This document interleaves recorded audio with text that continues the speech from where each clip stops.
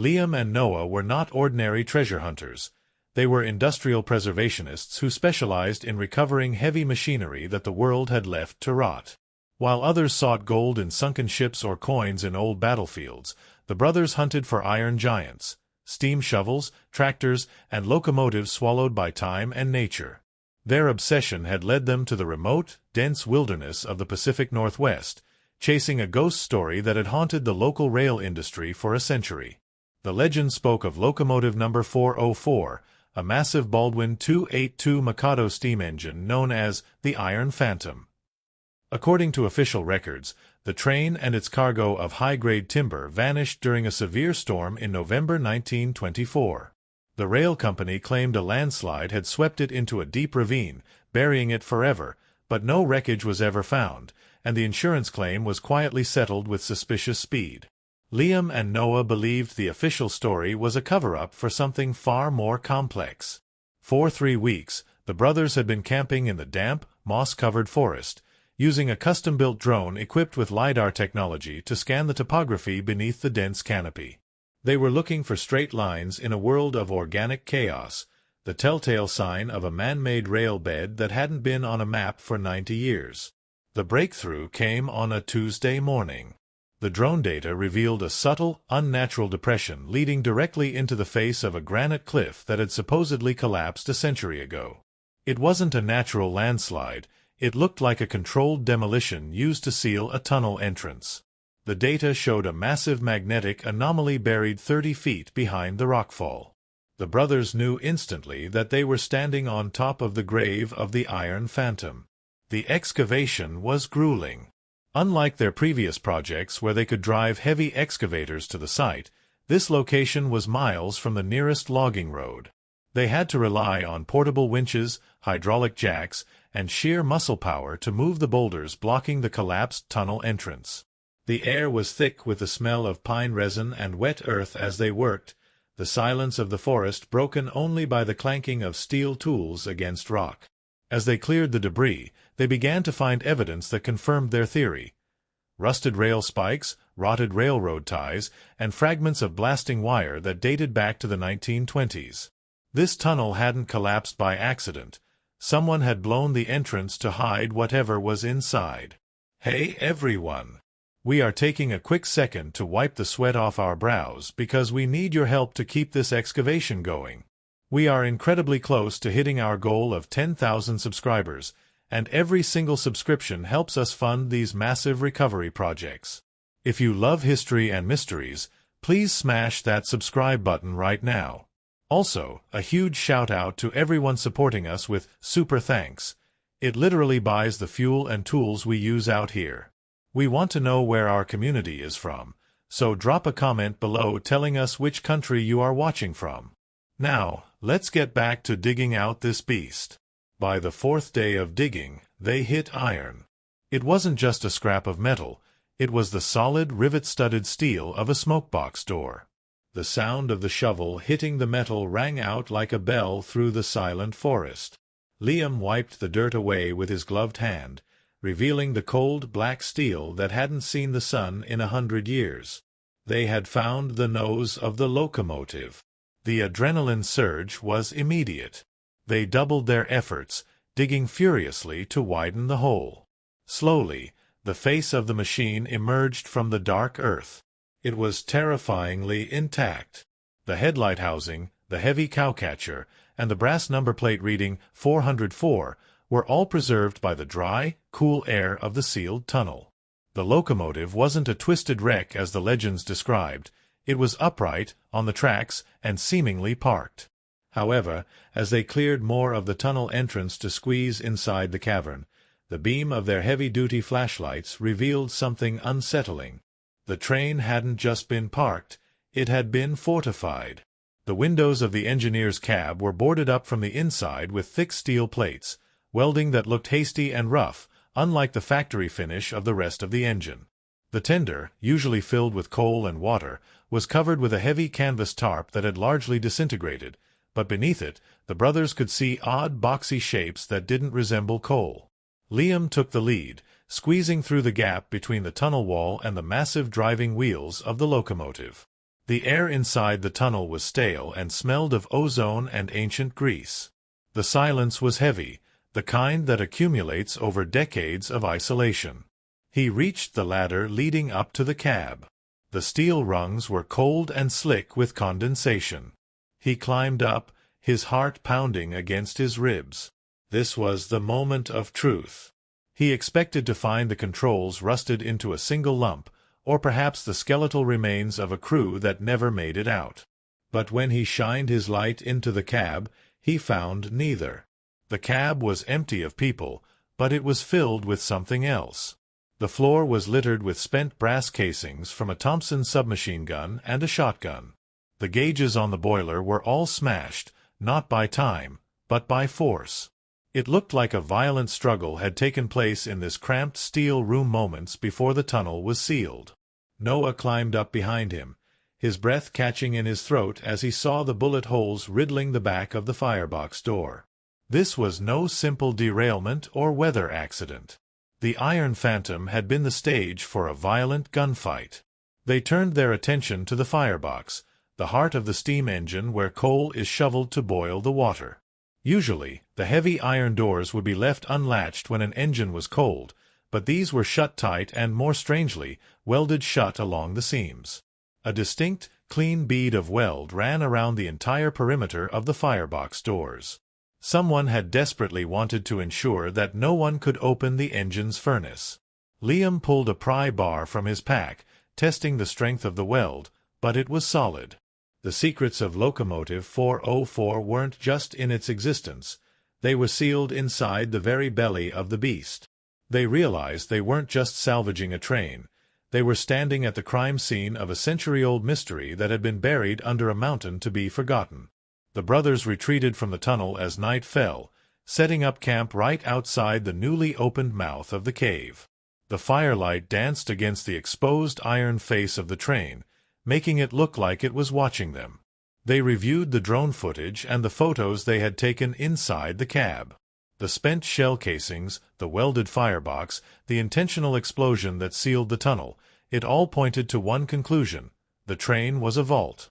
They decided that the next day they wouldn't just be digging, they would be breaking in. They needed cutting torches, grinders, and heavy equipment. The restoration had officially become a heist recovery operation. The morning sun struggled to penetrate the dense canopy of ancient fir trees as Liam and Noah prepared for the most physically demanding phase of the expedition. They had to haul heavy oxyacetylene tanks, hoses, and industrial lighting equipment up the steep, muddy incline to the tunnel entrance. The physical exertion served as a distraction from the gnawing anxiety about what they were about to uncover. The previous night's discovery of the bullet holes and the welded firebox had shifted the atmosphere from an archaeological adventure to a crime scene investigation. The brothers moved in silence, the gravity of the situation weighing on them as heavily as the steel tanks on their backs. They weren't just mechanics anymore. They were trespassing on a history that someone had killed to keep hidden. Once inside the damp, echoing tunnel, the atmosphere changed instantly. The air was still and cold, preserving the silence of the tomb. They set up the work lights, bathing the rusty cab of locomotive 404 in a harsh, clinical glare that highlighted every pockmark and scar on the metal. Liam took the lead on the cutting torch. He adjusted the gas mixture, igniting the tip with a striker.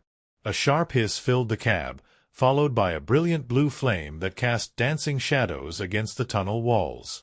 He lowered his welding mask and brought the flame to the bead of weld sealing the firebox door. The metal groaned and popped as the intense heat attacked the century-old steel. Molten iron dripped onto the cab floor, sizzling in the damp grime. Noah stood by with a crowbar and a fire extinguisher, his eyes fixed on the glowing orange line slowly tracing the perimeter of the door. The process was agonizingly slow. The weld was thick and professional, done by a steady hand that knew exactly what it was doing. It took over an hour of continuous cutting, the smoke from the burning metal filling the cramped cab and making the air thick and acrid. Finally, the last section of the weld gave way with a dull thud. Liam shut off the torch, the sudden silence rushing back into the tunnel, ringing in their ears. The heat radiating from the door was intense. They waited a few minutes for the metal to cool from cherry red to a dull gray before Noah jammed the crowbar into the latch mechanism. With a grunt of effort, he leaned his entire body weight against the bar. The rusted hinges shrieked in protest, a sound like a dying animal, before the heavy iron doors swung open for the first time in 90 years. They expected to see the charred remains of coal or the ash of the last fire. Instead, the beam of their flashlights revealed clean, unpainted steel. The firebox, the chamber designed to withstand hellish temperatures, had been scrubbed clean before being sealed. Inside, sitting on the grate where the fire should have burned, were 4 metal strongboxes. They were military-grade, olive drab, and stenciled with fading white letters that read, U.S. Treasury Dept, Property of the Philadelphia Mint. The brothers stared at each other, the reality of the find crashing down on them. This wasn't a logging train. It was a heist vehicle. The Iron Phantom hadn't been hauling timber. It had been hauling a stolen federal shipment. Liam crawled into the firebox, the space tight and claustrophobic. The strongboxes were incredibly heavy. He couldn't lift them out alone. They had to rig a pulley system from the cab roof to hoist the boxes out one by one. The first box hit the cab floor with a thud that shook the rusted floorboards. The lock on the box was complex, but time had been unkind to the internal springs. A few well-placed strikes with a hammer and a chisel shattered the mechanism. Noah lifted the heavy lid. Inside, nestled in rotting velvet lining, were rows of heavy, dull gray plates. They weren't gold. They were master engraving plates. Liam, who had studied numismatics as a hobby, recognized them immediately. These were the negative dies used to print 1924 series gold certificates, currency that was backed by actual gold bullion. Possession of these plates would have allowed a counterfeiter to print millions of dollars in indistinguishable currency. But the plates were just the beginning. The second and third boxes contained the raw material for the operation, uncut sheets of legitimate watermarked paper, likely stolen from the same supply train, and jars of specific, color-shifting ink that had long since dried into solid bricks. The fourth box, however, was different. It was smaller and reinforced with lead. When they cracked it open, the shine was unmistakable. It wasn't plates or paper. It was solid gold bars, stamped with the purity mark of the USSA office. There were 20 bars in total, a fortune in 1924, and a staggering sum in modern value. The brothers realized that the crew of the 404 had successfully pulled off the robbery, loaded the loot into the most powerful engine available, and vanished into the mountains. But why stop? Why weld it shut and blow the tunnel? They found the answer not in the boxes, but in the engineer's personal storage locker located under the seat box on the right side of the cab. The locker had been overlooked in the initial sweep. Inside, preserved in an oilskin pouch, was a leather-bound logbook. It wasn't the official train register. It was a frantic, handwritten journal belonging to the engineer, a man named Elias Thorne. The final entry, dated November 14, 1924, was written in jagged, hurried strokes. Thorne described a double cross. The robbery had been orchestrated by a crime syndicate known as the Black Hand, but the crew of the train decided to keep the prize for themselves. They had diverted the train onto the abandoned mining spur and rigged the tunnel to collapse, planning to wait out the search parties. However, the entry ended with a chilling realization. Thorne wrote that the tunnel collapse had worked too well. The explosion had triggered a secondary rockslide outside, sealing the air vents. They hadn't trapped the world out, they had trapped themselves in. The air was running out. Thorne detailed their decision to weld the firebox shut to protect the loot from moisture and rats, hoping that one day someone would find it. The last line was a scribbled prayer for forgiveness. The brothers looked around the cab with new eyes. They weren't alone. They realized that the coal they had seen in the tender under the tarp wasn't coal. They climbed back over the coal gate into the tender. Under the rotting canvas, huddled together in the corner of the metal tub, were the skeletal remains of 3 men, preserved by the dry, cool air of the tunnel, still wearing their railman's caps. The crew of the Iron Phantom had never left the engine. They had died guarding the fortune they couldn't spend. The discovery was overwhelming. They had the loot, the evidence of the crime, and the bodies of the perpetrators. But as they sat in the silence of the tunnel, a new sound began to emanate from the depths of the locomotive's boiler. It was a low, groaning creak, followed by the hiss of escaping air. The brothers froze. The engine had been cold for a century. There should be no pressure. But the sound grew louder, a rhythmic thumping coming from the steam dome. It sounded like the engine was trying to breathe. Noah put his hand on the boiler wall. It was vibrating. Deep within the complex piping of the steam system, something was moving. The brothers realized that in their effort to open the firebox, they might have triggered a gravity-fed mechanism or a pressure trap left by Thorn, a final failsafe meant to destroy the engine if the wrong people tampered with it. The sound echoing through the granite chamber was a high-pitched, mournful wail, instantly recognizable to anyone who knew the history of rail. It was a steam whistle. But this wasn't caused by burning coal. The brothers realized with horror that their cutting torch had heated the massive steel mass of the firebox, transferring intense thermal energy into the boiler shell. Elias Thorne, in his paranoia, had not left the boiler empty. He had filled it with a heavy, crude oil mixture to prevent internal rust, a mixture that, over 90 years, had separated into volatile chemical layers. The heat from the torch had boiled the bottom layer of this volatile sludge, creating a pocket of expanding, toxic gas. The Iron Phantom wasn't haunted. It was a pressurized bomb. The ancient safety valves were fused shut by rust, forcing the expanding gas to find the only exit available, a hairline fracture in the whistle valve, causing the engine to scream in the darkness. Liam scrambled up the side of the locomotive, his boots slipping on the oily, moss-slicked running boards. The vibration was intense now, shaking the entire 80-ton machine. If the pressure continued to build inside the compromised, century-old boiler, a rupture wouldn't just kill them. It would obliterate the tunnel and the fortune inside. Noah grabbed a heavy pipe wrench from their tool bag and tossed it up to Liam, who caught it with a desperate lunge. He reached the steam dome, the highest point of the boiler, where the safety release valves were located. The brass was green with oxidation. He hammered the wrench onto the nut of the primary relief valve, putting his entire body weight behind it.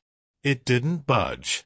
The wail of the whistle grew louder, a piercing shriek that seemed to be calling out to the dead crew in the tender. With a final, adrenaline-fueled heave, Liam kicked the handle of the wrench. There was a crack that sounded like a gunshot, and a plume of black, oily vapor erupted from the valve, shooting straight up into the tunnel ceiling. The pressure release was violent. The tunnel instantly filled with a thick, chemical fog that smelled of sulfur and old petroleum. The brothers covered their faces with their respirators, coughing as the engine vented its 90-year-old breath. Slowly, the screaming whistle faded into a low hiss, and the vibrations ceased. The beast had been pacified. They sat on top of the boiler for a long moment, hearts racing, surrounded by the swirling black mist. They had accidentally awoken the machine, and in doing so, they had confirmed the legend. For a brief moment, the Iron Phantom had whistled again. Once the air cleared and the adrenaline subsided, the practical reality of their situation set in. They had secured the immediate safety of the site, but they were now the custodians of a federal crime scene and a national treasure. They couldn't simply load gold bars into their backpacks and hike out. The weight alone made that impossible, and the legal ramifications were too complex. They carefully resealed the firebox using heavy-duty ratchet straps to keep the doors closed, effectively locking the gold back inside the vault. They documented everything with their cameras: the gold, the plates, the skeletons, and the journal. This evidence was their insurance policy. They took the journal with them, the only item they removed from the site, and began the long hike back to their base camp where their satellite phone was stored. The call they made was not to a scrapyard, but to a specialized maritime and salvage attorney they had worked with on previous, smaller finds. The attorney's silence on the other end of the line as they described the contents of the firebox was telling. He advised them to touch nothing else and to prepare for a storm. Within 48 hours, the isolation of the forest was shattered. The brothers had to guide a team of federal agents and Treasury officials to the site. The initial skepticism of the officials evaporated the moment they saw the engraving plates. These weren't just stolen assets, they were tools that could have destabilized the U.S. economy in the 1920s. The site was immediately designated a federal zone, but the brothers, thanks to their attorneys' quick work and maritime salvage precedents, were retained as the primary contractors for the recovery. They owned the salvage rights to the train, even if the government owned the gold inside it. The extraction plan was a logistical nightmare that would rival the original construction of the railroad. The tunnel was located 3 miles from the nearest logging road, across rugged, uneven terrain. They couldn't dismantle the train, the historical significance was too great, and the engine itself was now a key piece of evidence in a century-old murder case. They had to move the Iron Phantom in one piece.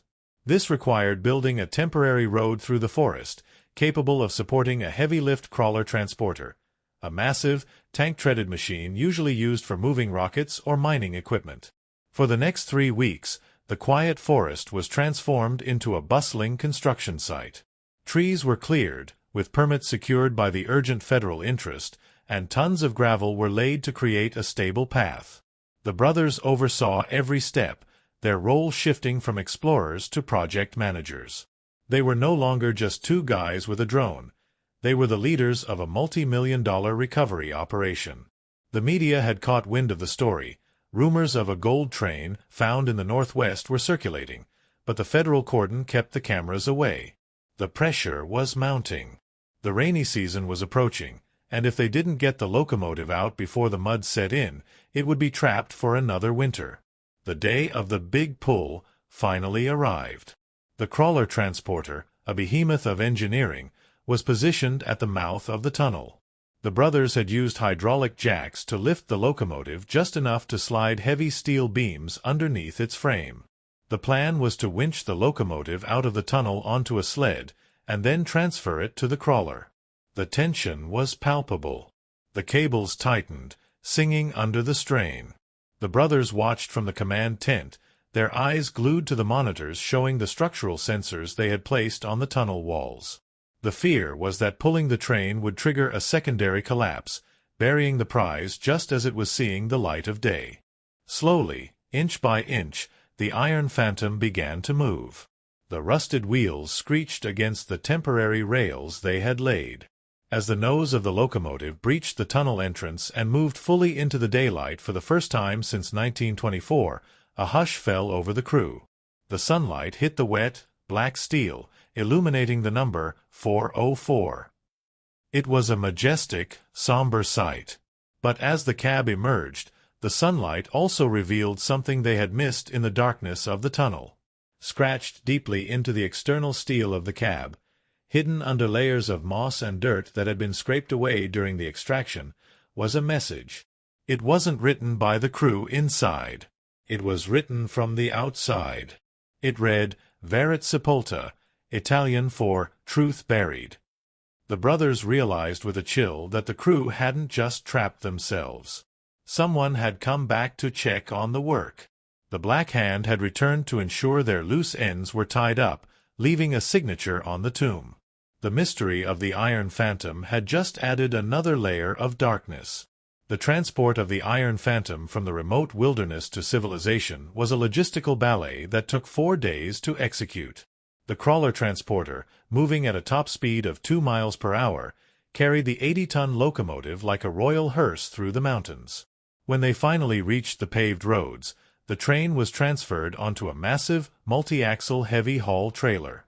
The convoy, escorted by federal police and unmarked SUVs, moved under the cover of darkness to avoid public spectacle, eventually arriving at a decommissioned Air Force hangar that had been repurposed for this specific investigation. The sheer size of the facility was necessary. The locomotive was not just an artifact, but a massive biological and chemical hazard that needed to be dismantled in a controlled environment. Liam and Noah stood on the polished concrete floor of the hangar, watching as the massive overhead lights flickered on, illuminating the rusted, mud-caked hulk of locomotive 404. It looked alien in this sterile, white environment. The contrast between the dirty, organic chaos of the forest and the clinical precision of the laboratory highlighted the strangeness of their journey. They were no longer digging in the dirt. They were standing at the center of a high-stakes federal inquiry. The first order of business was the removal of the human remains. A team of forensic anthropologists, dressed in white Tyvek suits, carefully extracted the 3 skeletons from the tender. The brothers watched from a viewing gallery, a respectful distance away. The bones were placed into evidence bags, finally leaving the iron coffin they had occupied for a century. The forensic analysis of the locomotive began immediately. The brothers, recognized as subject matter experts on the machine's recovery, were allowed to assist the Treasury's historical unit. As the layers of grime were pressure washed away, the violence of the train's final moments became even clearer. The Verita Sepulta inscription on the cab was photographed and analyzed. Historical records from the 1920s, cross-referenced with the name The Black Hand, found in Thorne's journal, painted a brutal picture. The syndicate hadn't just lost the shipment, they had decided to liquidate it. The landslide that buried the train wasn't an accident, nor was it a defensive move by the crew as Thorne had believed in his final delirium. The forensic geologists found traces of commercial dynamite in the rock debris fused to the engine's cowcatcher. The mob had blown the cliff face to bury the train alive, knowing the crew had turned on them. The inscription was a mocking tombstone left by the hitmen who triggered the blast, ensuring the truth remained buried forever. But the true focus was on the cargo. The firebox was opened again, this time in the sterile light of the hangar. The gold bars were removed, weighed, and catalogued. There were 20 bars, each weighing approximately 400 troy ounces. In 1924, this was a fortune. In the modern market, the gold value alone hovered around $16 million. However, the Treasury agents were far more interested in the printing plates. The 4 plates found in the first box were confirmed to be the lost master dies for the 1924 series $10,000 gold certificate, a bill that was never officially released to the public but was used for bank transfers. These plates were considered Category 1 national security threats in their time. Their recovery solved a 90-year gap in the Bureau of Engraving and Printing's archives. The fact that they had been missing for a century without ever being used was a miracle. The most shocking discovery, however, came from the belly of the beast, the boiler itself. During the cleaning of the interior sludge that had caused the steam whistle incident, technicians found something that the X-rays had missed due to the thickness of the steel. Resting at the bottom of the mud drum, coated in decades of oil, was a sealed, cylindrical capsule made of brass. It was a pneumatic tube canister, the kind used in old department stores or banks to send cash through vacuum pipes. The brothers were called down to the floor as a technician carefully unscrewed the cap. Inside was not money, but a roll of microfilm and a folded map. The microfilm, once developed by the preservation specialists, contained a list of names. It was a ledger. It detailed the payoffs made by the Black Hand to high-ranking politicians, police chiefs, and railroad tycoons in the 1920s. The heist of the 404 wasn't just a robbery. It was a retirement fund for a corrupt network that ran the entire state. The map pinpointed not just the location of the train, but the location of 7 other drop sites where smaller cuts of the syndicate's money had been hidden. The train was the distraction, the big haul meant to vanish, while the rest of the operation continued unnoticed. The brothers realized that the Iron Phantom was the linchpin to a much larger history of corruption. The revelation of the ledger changed the nature of the reward. Initially, the brothers were looking at a standard finder's fee for the gold bullion, typically a small percentage of the melt value. But the discovery of the plates and the ledger triggered the Treasury Asset Recovery Program, clauses, and the Historical Intelligence Value stipends. The government wasn't just paying for gold. They were paying for the closure of a century-old national embarrassment and the recovery of dangerous counterfeiting tools. The legal team the brothers had hired began aggressive negotiations. The gold was the headline, but the plates and the ledger were the leverage. The government wanted the narrative controlled, and they wanted the brothers to sign off on the rights to the story. As the weeks in the hangar turned into a month, the restoration of the locomotive itself became a secondary project funded by the investigation. The brothers argued that the train, as the vessel of this history, should not be scrapped. It was evidence, yes, but it was also a grave and a monument. They proposed that once the investigation was closed, the Iron Phantom should be stabilized and preserved, not melted down. The Treasury, usually cold and pragmatic, agreed, likely because the story of the gold train was already leaking to the press, and destroying it would be a PR nightmare. The culmination of the investigation came in a quiet conference room in Washington, D.C., far from the mud and the oil of the forest. Liam and Noah sat across from a panel of Treasury officials and lawyers. On the table sat a single gold bar, one of the 20 they had pulled from the firebox, serving as a symbolic centerpiece. The final report confirmed that the crew had been identified and their descendants notified, bringing closure to families that had wondered for generations what happened to their grandfathers. The verita sepulta was no longer buried. The officials pushed a thick settlement document across the table.